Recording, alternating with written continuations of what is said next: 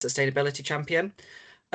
So this presentation might be similar to something people have seen before, but I've tried to done a little bit of a different take on it. So hopefully everyone goes away today having learned something or thought about something differently. So the agenda is a very quick introduction to Eppendorf. We're going to go through reduce, reuse, recycle, how we can apply that in the laboratory, what other aspects to consider when thinking about consumables, but also other equipment types, some sustainability like terminology. So go through scope 1, 2, and 3, what they are and what they mean for the laboratory. What is bio-based?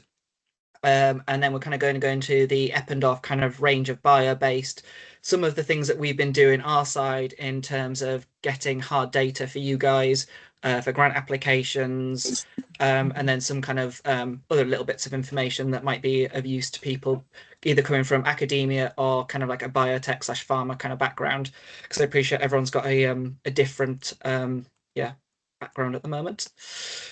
So who are Eppendorf? So Eppendorf was founded in 1945 in an area of Hamburg called Eppendorf, which is where the name comes from. So it's in the University Hospital of Eppendorf. We have factories globally. So the majority of our factories and the factory for consumables is based in Germany. We have factories in the UK, which manufacture our ultra-low freezers. We've got factories in the US, Japan, and China. So we've got over 4,000 employees worldwide. We've got 33 different offices spanning the globe. And we would describe ourselves as the world leader in liquid handling. So Eppendorf invented the first pipette in 1961. We also specialize in centrifugation and consumables and a range of other kind of bits of equipment. I hope everyone on this call is familiar with Eppendorf in some range. And then each year we spend about £71 million in R&D. Every product that we bring out has some form of sustainability feature or is built into the kind of designing and manufacturing of it. So reduce, reuse, recycle. We hear this a lot in the domestic market. We have to kind of think about it every day in our everyday lives, which box does this go in? Which bin does this go in? Science, unfortunately, is wasteful. We need sterile, contamination-free experiments, and lab waste, by definition, is contaminated. And I think I read a recent stat that only 1% of laboratory plastics are currently recycled, which obviously isn't great. And we'll kind of go through the reasons for that and what kind of people can do to improve that. To kind of like reuse or kind of get rid of laboratory consumables. A lot of it has to be autoclaved, which is energy and water intensive, or you have to use chemicals to sterilize it, and then either is incinerated or sent to landfill. So how can we reduce? So this is becoming more prevalent out of the three in laboratories as we move forward. A lot of accreditations, such as LEAF, so if you're from academia, this is a program that was developed by UCL a couple of years ago, and there's different levels. It's bronze, silver, and gold, and certain things that you need to target to kind of achieve the levels. And a lot of grant companies are now say you need a certain level of this to be able to access their grants and get the money. So waste, for example, is one of theirs. How do you reduce single-use plastics, or what else is there that you can reduce? A lot of people are now turning to AI, so they're putting old protocols that you guys might have been doing for like 30 years in the lab into AI to see if there's plastics or potential shortcuts, or is there a way to combine chemicals between different experiments that might not have been used before? A very easy one, which I hope a lot of people do nowadays, is pipette tips and racking.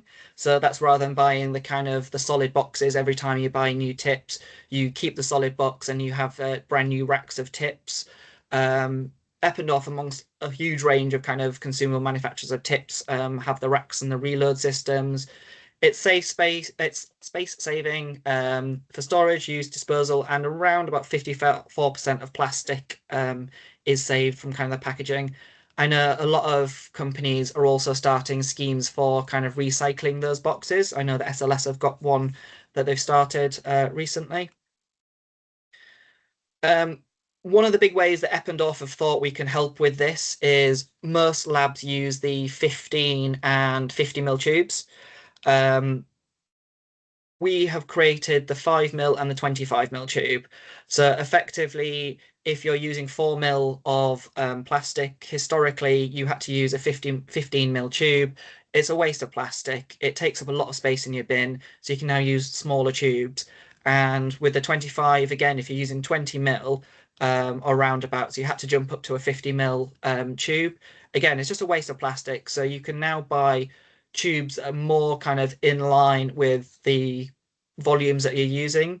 And this is really good and quite easy to get into stores and whatnot because it's not a direct replacement of your current 15 and 50 ml tubes. It is an additional tube for your kind of application. And it saves money up front. So because it's less plastic, it costs less to make, so we charge you less. But then all universities and companies are charged for your waste, if that's removal either by quantity or by weight. So you're actually going to save money at the end stream as well, because you're using less plastic. And then again, it's great for saving space if you're storing them in freezers. And yeah, these are really good. And when I have them on exhibitions, everyone says the word cute. Um, Reuse. This is much trickier. I know there's kind of an argument between like plastics and glass historically was used in labs, but then plastics became really easy and kind of an easy way of not introducing a risk of contamination. So yeah, if you want to reuse, it's best to kind of sterilize either via an autoclave or chemically, but then you need to make sure that the plasticware is good quality. You need to have a look at the leachables. So each time you kind of are heating a plastic, it's going to release chemicals into the potential samples that you've got. Is that going to be detrimental to your experiment? You also need to have a look at the heat tolerance of those plastics. So if that plastic has two different types of plastic, so for us, this tube is polypropylene and then HDPE on top, they will both react differently to the heat and the pressure from an autoclave. So they might not seal as well if you do then kind of go down that route. Teaching labs are really good for a target for reuse because the experiments don't need to be sterile. For example, you can do pipette washing. There's machines that now wash tips, great for teaching labs. But also think outside the box. This is my suntan cream for holidays in a Eppendorf 25 ml snap cap. It doesn't have to be a used in a lab, but obviously that's kind of the biggest benefit. So recycling, it's difficult, is what I will say. It depends on local facilities and contractors that you have. Easy wins are packaging, so obviously prioritize manufacturers that use cardboard. A lot of old products that haven't been kind of redesigned might use laminated cardboard, which is actually not recyclable. Again, pipette tip boxes are something, and polystyrene containers are really good for temperature kind of sensitive samples. You can reuse them. There's a lot of manufacturers that now like take them back and do processes with them. Um, it's really difficult to recycle plastics that have got chemicals or biological samples in them. If you're not using these types of, or not doing these types of experiments, you can invest in kind of the infrastructure of recycling the plastics. So it's not something a single lab can do because you would need different bins, you might need different bin bags, you need to educate the contractors in terms of what's been in the bin.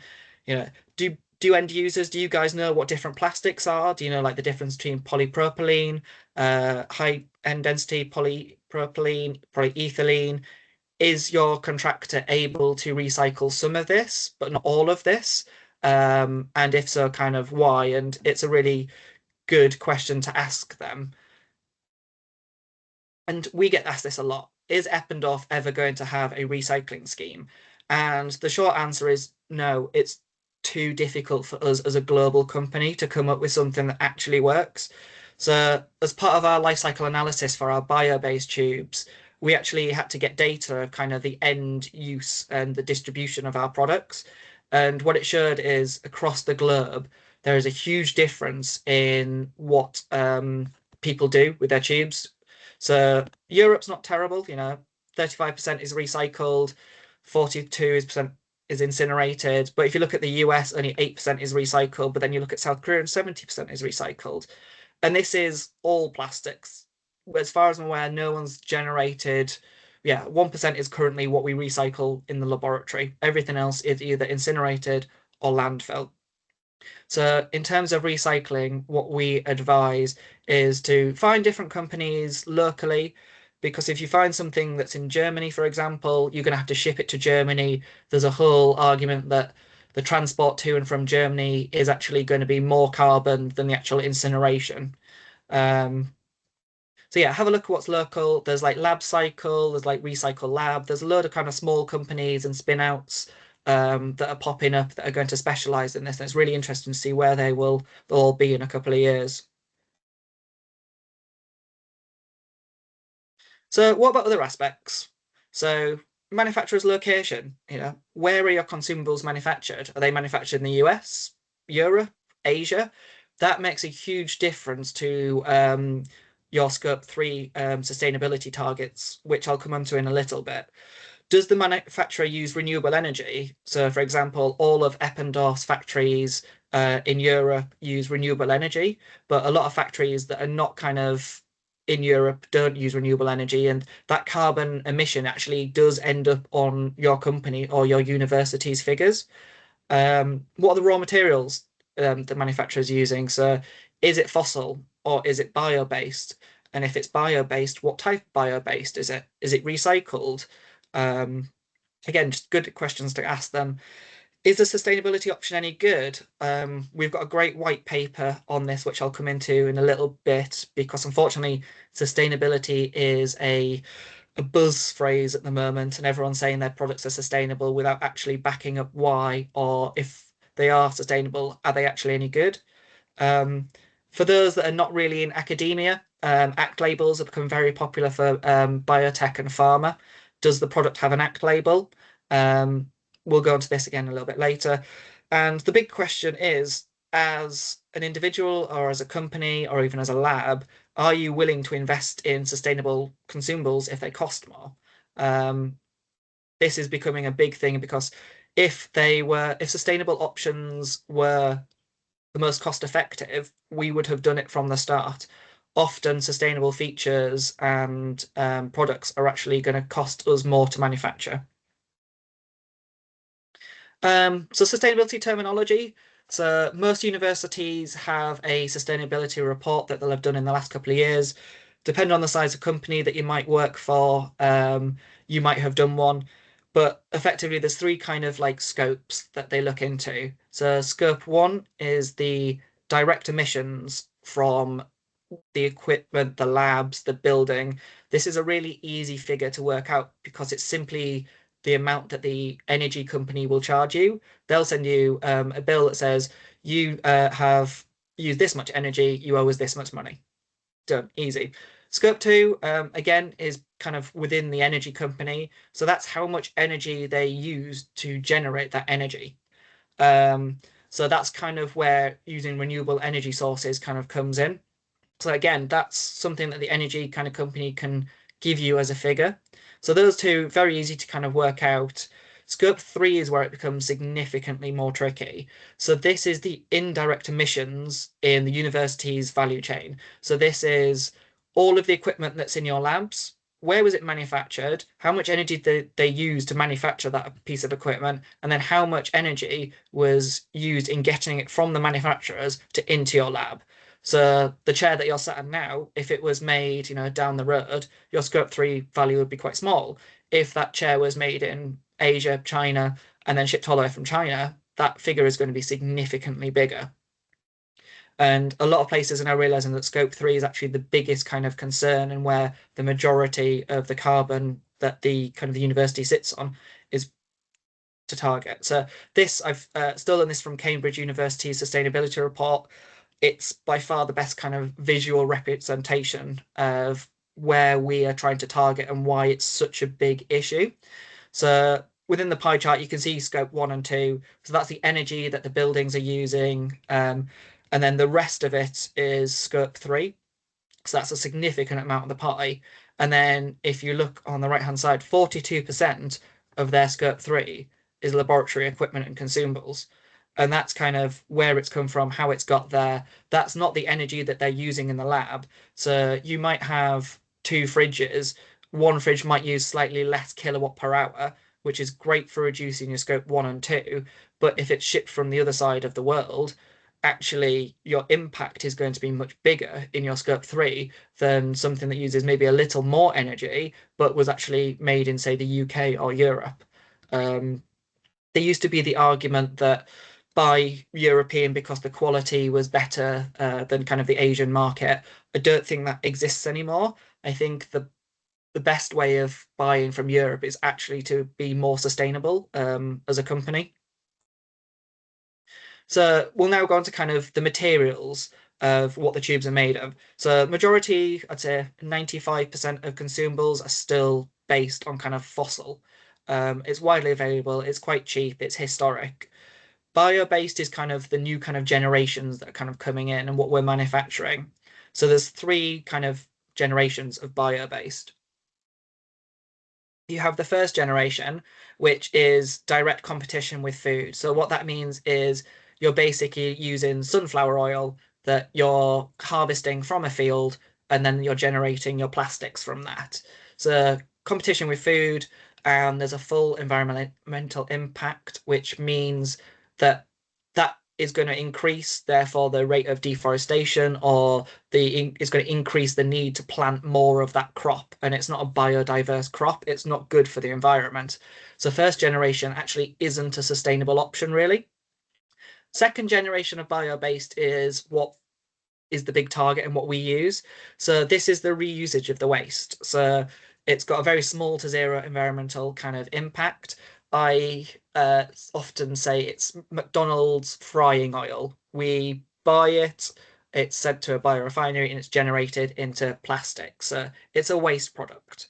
Third generation is kind of a very new kind of science, very small scale, could be interesting in the future, but right now it's not really a thing, and that's algae based material. So how does this bio-based material work compared to fossil? So at the bottom you can see fossil. So you've got oil production that gets sent to a fossil refinery, that gets sent to basically a factory to make polypropylene. So with the bio-based, it comes from a feedstock. So you've got your plants, that's then used in the food industry and is then generated as a waste. That is then bought by a company that will test the quality and collect enough of it that it's then sent to a biorefinery. And then again, the fossil and that biorefinery kind of plastic end up in the same kind of chain. So when it hits us, it doesn't really mean that much. It's just where it's actually come from. The quality is actually the same. And then we obviously then make it into our Eppendorf consumables. So all of our kind of bio-based is certified to ISCC, which is the International Sustainability and Carbon Certification. So they are the ones that test it. They tell us that it's exactly the same quality, if not better, than fossil, and all our bags are kind of have this stickers and the certification on. With what this means is by it being certified, it probably costs us a little bit more to get it certified. But as Eppendorf and as we're making laboratory grade consumables, we need this to be the top tier. So it's bio-based polymers. We're aiming to replace fossil oil without any compromise, without any kind of quality or performance issues, and it's used plant oil. Um, Availability is okay. It could be better. Unfortunately, because there's now this big rush to be sustainable, it's not just laboratories. We're battling with aviation to cosmetics to be able to buy this oil. I was talking to one of the waste contractors the other day, and they actually now collect cooking oil for free from customers because they know they can sell it. Whereas a couple of years ago, they would charge to collect it because it was a waste product. Um, so the pool is getting bigger because more people are kind of recycling their cooking waste oil, but there's more companies that are battling for it. So it is a higher cost. But the quality is good. And as a good quality, sustainable option, it's worth that cost. So then, yeah, from there, we make our Eppendorf tubes. So it is identical performance, purity, stability. They look and feel the same. We have the 5 mil, the 15, the 25, and the 50. Visually, you can't tell any difference. With these ones currently, the actual grey cap is still made of fossil. So the clear plastic, the polypropylene, is the bio-based. We're just waiting for the chemistry and a kind of a couple of things kind of corporation wise to release the new lids, which are then made of biobase. Um, so with everything that Eppendorf does, quality is a huge aspect. So we have tested for lid tightness and leachables. So these are experiments you can do in the lab with your own kind of tubes. Um, as you can see, they're kind of very similar, fossil and bio-based for kind of lid tightness. Leachables, the bio-based, you could argue, it actually looks a little bit more or a little bit better, but this is in comparison to other competitors which are labeled 1, 2, and 3, and it kind of keeps that level of Eppendorf performance that we're very proud about, and why people kind of use our consumables within the laboratory. So we have created this product that we think is sustainable, but we don't know how sustainable. And if it's sustainable, is there other areas that we can improve? And how much CO2 do you save? That's the big question, because a lot of grant applications now say, okay, if you're doing something sustainable, what's the justification? And if you wanted a figure, could we be able to give you a figure of how much you saved? So, which is why we did something called an LCA, or life cycle analysis.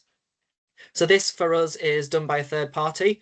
Um, Word of warning, there's a couple of companies that are doing internal LCAs, which it could mean they're kind of like making up results, or kind of it's not checked. So ours is done by a third party and then was independently checked as well. So this is a whole process. It takes a lot of money and a lot of time and a lot of information. So it starts with the raw material sourcing. You know, where are the materials sourced from? Who sourced them? Where they're from? Where that material from? The transport to the factory. So is it a local product? Is it European? Is it worldwide? The actual production, how much energy is used in production, water waste, energy waste, renewable energy. Then your product is created, and then how is it distributed? So obviously for Eppendorf, it's distributed globally. Is there things that we can do to impact that?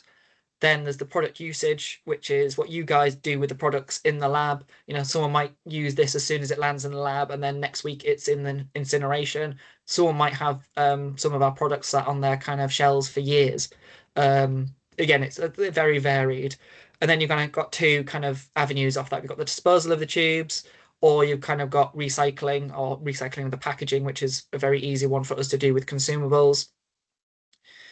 So originally, Eppendorf wanted to do what's cradle to grave, which is the whole life cycle.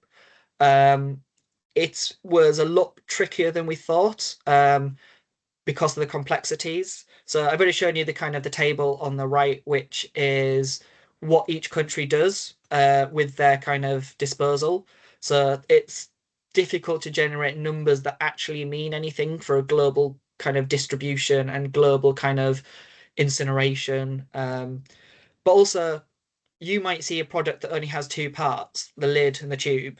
To us, that is actually 15 products, including like, from the pallet, um, EP points, zippers, labels. So we then have to go to the manufacturers of these products and get all of their data. So we have a lot of people saying, oh, can you do an LCA for like an ultra low freezer? And the answer is it's at the moment it's impossible, because there's thousands of components, there's thousands of manufacturers we would need to go to get high levels of data that they have done and they've tested. Whereas a lot of people that, if you're making folding cotton, is sustainability part of your process? Like, is it a small company? Is it big enough to be able to spend money on generating data then you can pass on to your other customers? So we went from kind of going from a cradle to grave to a cradle to gate, because this is everything that Eppendorf can kind of control, influence. We know what's going on. We know where to improve. So we did generate the data. So you've got the raw materials, the distribution, and the end of life are the three big hitters in terms of kind of what the CO2 amount is. You obviously got a little bit of storage, sterilization, activities by Eppendorf, and the actual packaging itself. But we basically kind of concentrated on the top section rather than the distribution and the end of life. And what did this mean? So it allowed us to generate a number. So for our 5 ml tubes, if you switch from our fossil based to our bio based, right now you're saving 18% of your carbon. That's obviously with the HDPE fossil lid. Once we've done that and that's launched, you'll jump to 27% saving. So you're saving almost like 25, well, yeah, 27% of your carbon, a quarter of your carbon footprint, just by buying a product from the same manufacturer that's just manufactured by a more sustainable resource. So you're not really needing to change anything in the lab. You're not changing experiments. You're very much just kind of sticking to what you do. And yeah. So this allowed us to then generate a hard number. So we can say per pack, you say 3.3 grams for 5 ml tubes. Obviously, the bigger the tube, the bigger the saving. So 11.1 grams with your 50 ml tubes. And then they were our first tubes, and then we've slowly started kind of rolling them out for all of our kind of consumables. So we obviously, if we did the tubes, we had to do the EPIs because that's what everyone knows us for. That put our name on the map. Um, and because the EPIs are snap cap and all one piece of plastic, they're 100% bio-based because there's no need for a different plastic on the lid. So there's a 0.5, 1.5, and 2 ml format, obviously colorless. And we have them in different kind of purities. So Eppendorf qualities are basic, and then you've got PCR specific ones.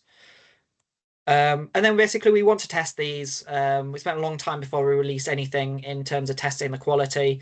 So we sent them across Europe, and got people to kind of rate them in terms of lid opening, tightness, centrifuge stability, storage, and anything else they could think of, and compared them to our original fossil ones. And as you can see, the results are pretty much exactly the same, if not excellent, or good. So we've got tubes and small tubes, but now we have tips. So we have the bio-based EP tips. So effectively, because again, the same with the EPIs, it's one piece of plastic. So these are made of 100% bio-based. And we're also doing different things with the racking. So our pipette tip boxes are now made from recycled contact lenses. I often tell people they can see better than I can. Um, but yeah, variety of volumes, different sterilities, got BioPure, sterile, Eppendorf quality. We do them in the loose bags now, so for teaching labs for cost saving. Dual filter, and then the Seal Max if you're doing aerosols. Again, all ISCC certified resin, and with the ACT labels, um, except the big bags. We haven't found really a reason. They're not really kind of for the biopharma market. So one of the reasons that kind of Eppendorf tips have always been the high quality is we use incredibly high resin and molds, and also for our a lot of our tips we do a lot of quality control. So a really fun experiment, I say fun, an experiment to do on tips is to have a look at your tips under a microscope. A lot of cheap tips will have kind of jagged edges along the edges which can shear cells, but as part of that we also photograph a lot of our tips, and you can get these by using the lot numbers on bags to have a look. And we basically checked kind of our EP bio-based tips versus our standard dual filter, and you can kind of see how like the quality of the tip in terms of the actual kind of circumference and also the jagged edges. And then we also test leaching again because your samples are in these tips. You want these tips not to be leaching any chemicals into your experiments.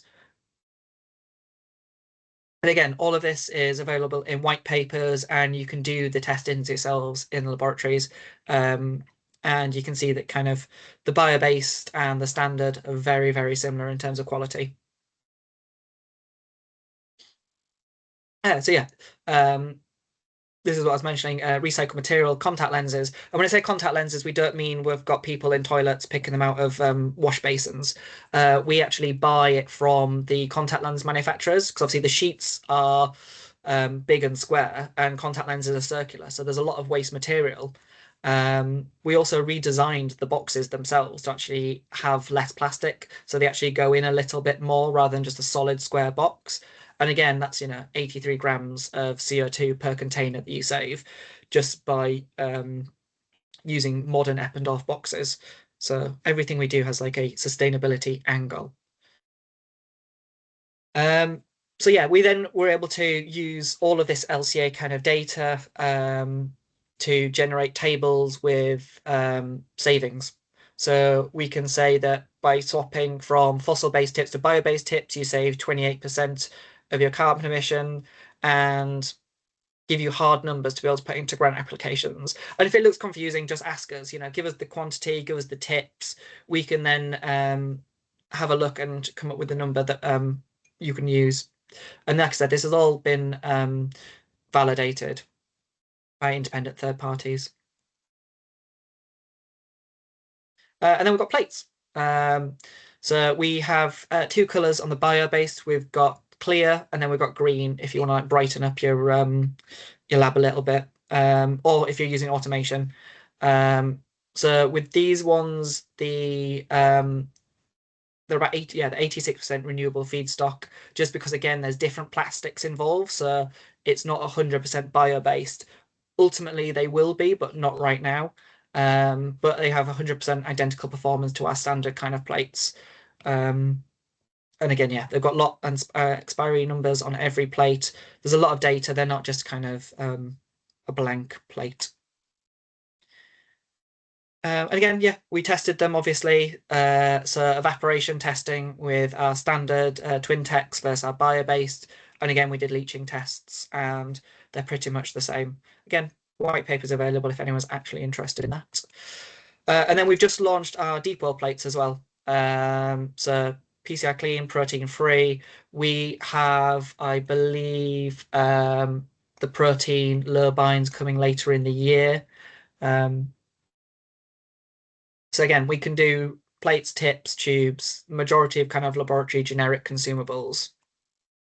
So this is where I would say, word of warning. There is a lot of greenwashing and people battling to be sustainable, but then sustainable isn't necessarily the cheapest. So people are claiming tubes or samples are sustainable and cheaper.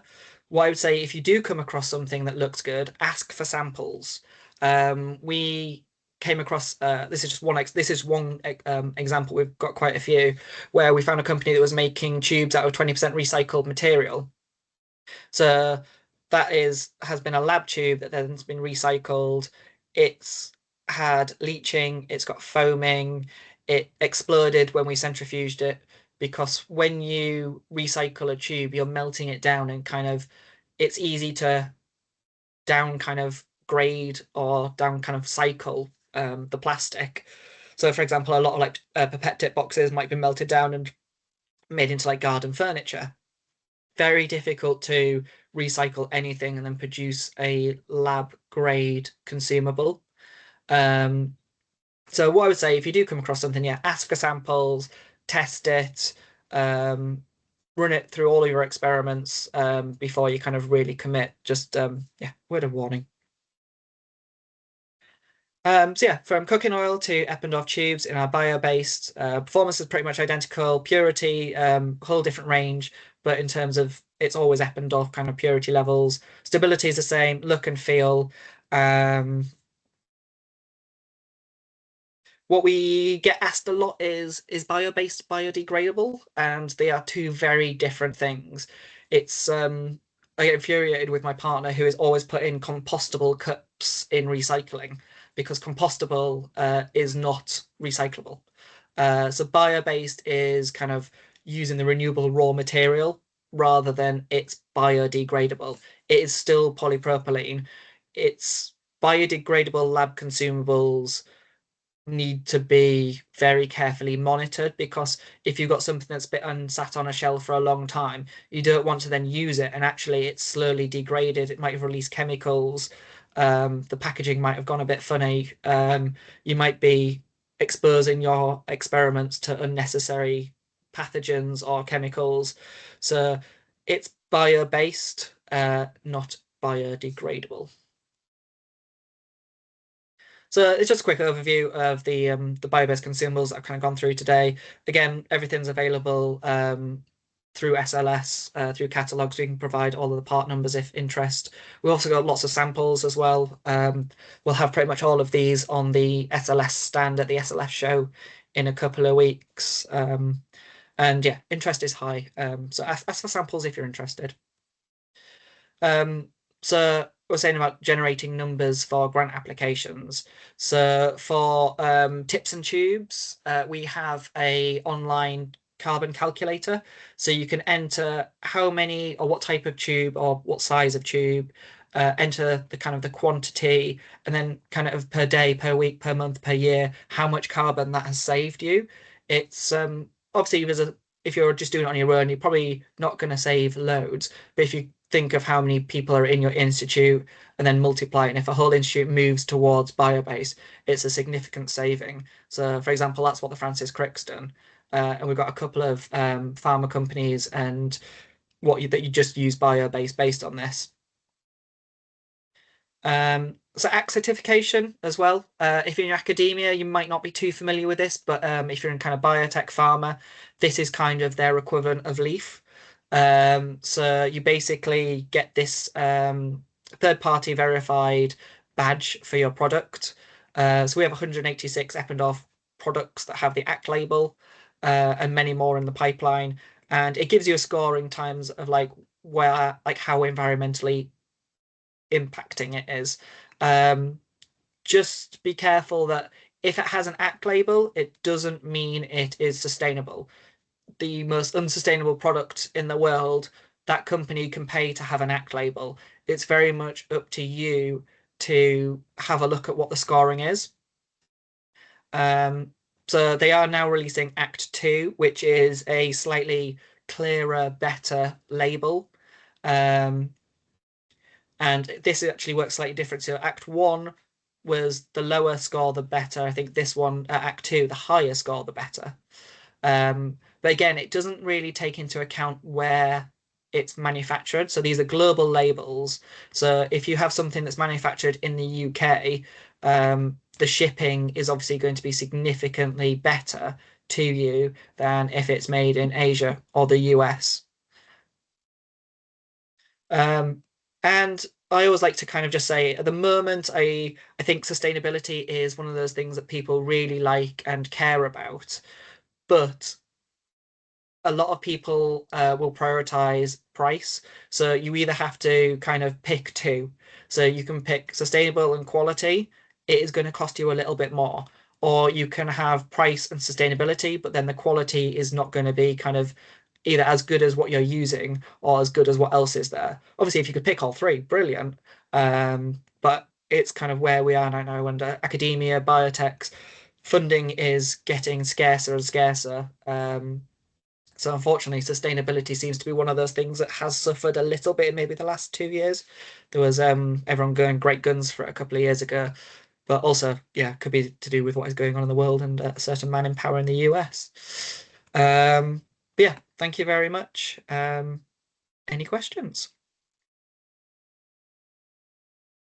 Thank you very much for that, Steve. That was really interesting. If you have any questions, feel free to pop a question in the chat, or if you want to pop your hand up and speak, then you're more than welcome to as well. We've got a question in the chat. More of a general observation, coming from working in schools after cleaning and reusing as much as possible. One of the things we get through the most is plastic Petri dishes and non-sterile pasta pipettes. I haven't seen any obviously bio-based or sustainable alternatives for these anywhere. Yeah, so I mean, Eppendorf unfortunately don't make them, but I know that glass versions of them are coming back into fashion, just because they can be reused and rewashed. And if it's a school, then it doesn't need to be as sterile as maybe for a researcher.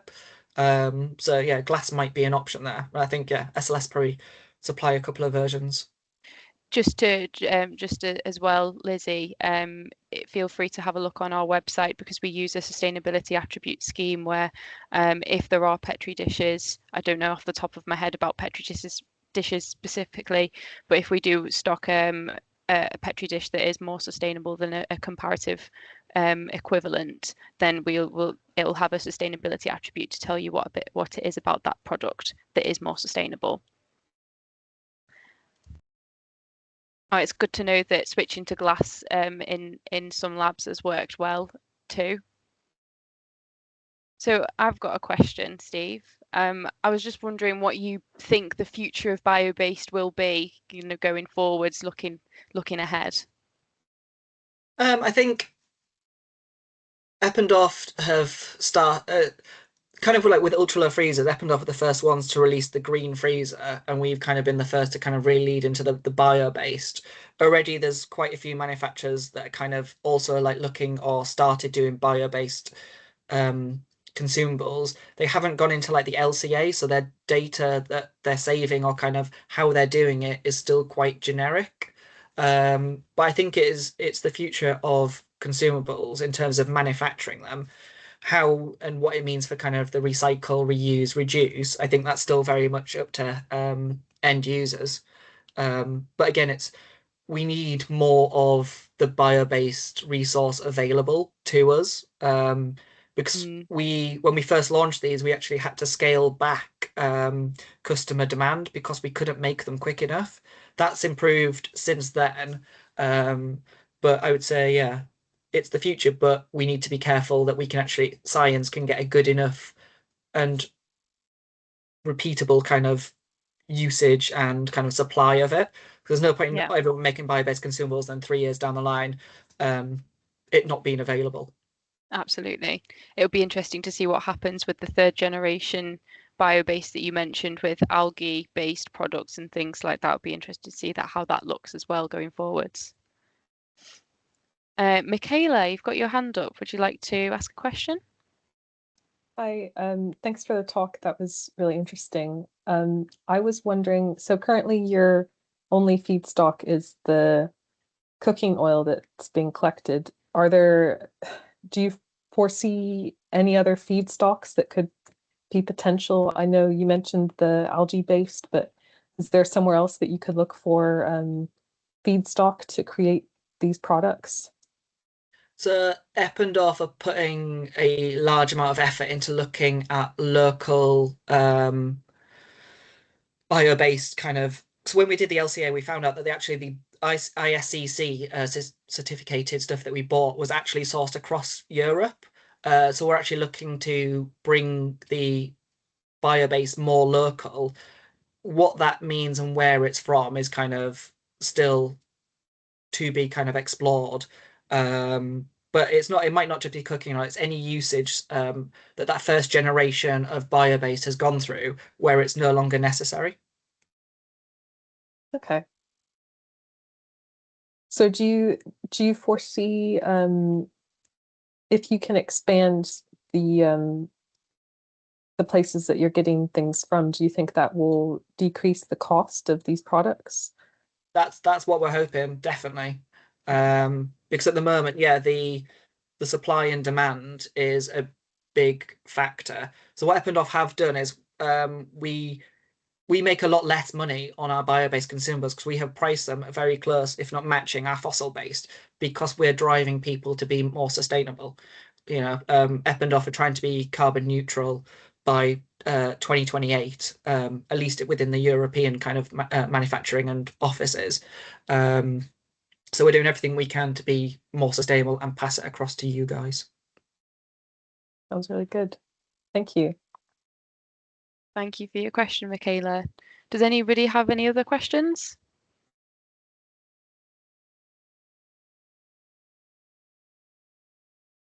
What is the consequence of going bio-based? That's a really good question. Ooh, good question. I would say the supply is the biggest consequence, as hopefully as you've seen. The performance is exactly the same as fossil. There is no difference in there. It's just like I said, yeah, when we first made them, a lot of people wanted them. Actually, we couldn't make them quick enough. So I would say the supply is the biggest consequence in that you might not be able to get them as quick as you could fossil, because fossil's everywhere. Everyone has fossil consumables in warehouses stocked up and down the UK. Not everyone has bio-based stocked in their warehouses. So that was a really good question. I suppose you could also say that there's a positive consequence in that you're reducing your environmental impact as well. Oh yeah, huge. I mean, that's the whole reason that we're doing it. We didn't do it for fun. So yeah, the environmental, I would say, it does outweigh the kind of the negatives. But again, unfortunately, with Eppendorf consumables, because we put so much time and effort into the quality, our consumables tend to be more expensive in the market. So there's also that kind of, quality, sustainability, price. If you pick two, which two do you pick? Yeah, absolutely. We've got a couple of questions. We've got someone with their hand up, so I'll go to the someone with their hand up. We've got Bridget. Would you like to ask your question? Yeah, I don't have a question exactly, but Stephen, perhaps you still remember my name, Brigitte Klose. I was the one who did the first marketing activities for BioBased. And I remember that the worst problem to get enough of this used cooking oil was that we are in line with very big production centers who don't only produce laboratory consumables, but also any other commercial products, and who want to use bio-based oils. So the amounts which we started to use for the first tubes were on a very low level. And now, as we started, everybody in this industries saw that it is possible to produce these very clean and very nearly virgin polypropylene products out of used cooking oil, which is not only cooking oil, certainly, but it is also any industrial oils you find in food industries and so on. Additionally, I think it is also not so easy to find enough amounts of these oils in Europe. Certainly in countries like Asia, you find a lot more of these kinds of oils, but then you still have to take into consideration that you have a long logistic between Europe and Asia, and this would destroy again the LCE of the products. So it is always a kind of walking between the worlds, looking for the right way to stay to stick to bio-based, to stay environmentally friendly, to reduce the fossil-based materials, and to keep your manufacturing in Europe, especially here in Germany. So it is not that we can go into a supermarket and say we need a special amount of used cooking oils. we have really, or I think Eppendorf really has to search for the right product also for these cooking oils. Thank you, Bridget. We're just going to go to the questions in the chat now because we've not got loads of time left. But thank you for your points. So have you looked at the shelf life of bio-based compared to fossil? Yeah, identical. Yeah, nice. An easy one. Is there anything that we as consumers can do when it comes to the waste being recycled? Because the waste is the biggest issue with single-use items. Yeah, it is engage with your waste kind of management contractors to see what they can do first of all. And then yeah, I honestly have a look around. There's Lab Cycle, Recycle Labs. There's a couple of like companies that are working in this sphere, Yeah. and they are the ones to engage with. But again, if you're like small scale, it's going to cost you money for them to drive a van to you to pick it up to then take it off and do whatever they do with it. Yeah. So the bigger scale that you can make it, the more attractive it is to everyone, because at the end of the day, these companies do need to make money somehow. That's, they've got staff that they need to pay and kids to send to nursery. So yeah, just engage, Google, research who can do what, see what you can do in the lab. Can you wash things to then put them in a different recycling container? Can you wash your tips and then your actual they don't count as contaminated? It's a bit of a minefield. I do appreciate. It is, and just to add to that as well, at SLS we offer a scheme called the Plastic to Purpose scheme. So if that's something that you would like to have a chat about, please feel free to reach out to us. I'll put our email address in the chat, so if anybody has any questions afterwards, then you're more than welcome to get in touch. But just on a basic level, some organisations will take autoclaved waste. So if your waste has been contaminated and you can decontaminate it, then some providers will accept this. But it does have to be certified in most cases. But I do completely agree that waste is one of the biggest issue with laboratories and single-use items. So moving on, are you looking into chemical recycling or depolymerization sourced feedstocks to increase recycled content while providing equivalent material quality, particularly with high impact polymers like polycarbonate?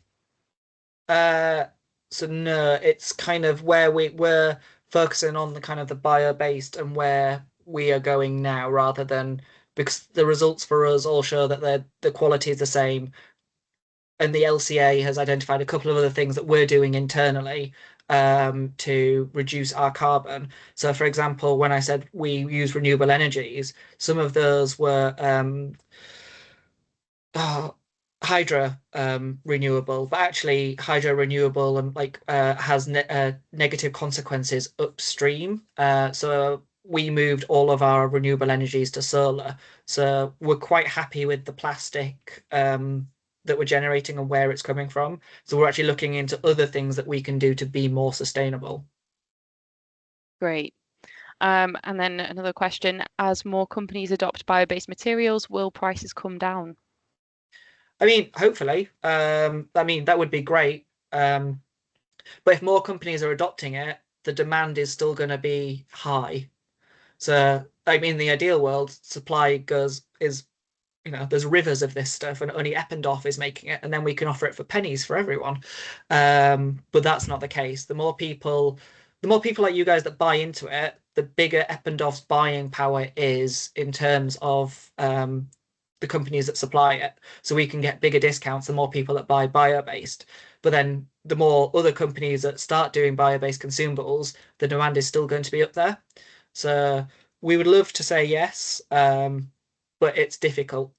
Yes, I imagine it's down to also wider market forces at play and the big picture.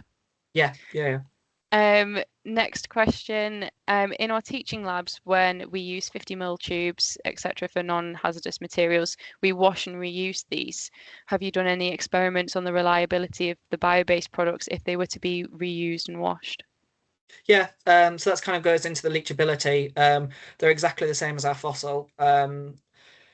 It depends. Yeah, like I say, for teaching labs, reusing tubes is it makes a lot of sense and a good way to reduce plastics. Absolutely. Yeah, it's the process. Let me get the slide up. Might be easier.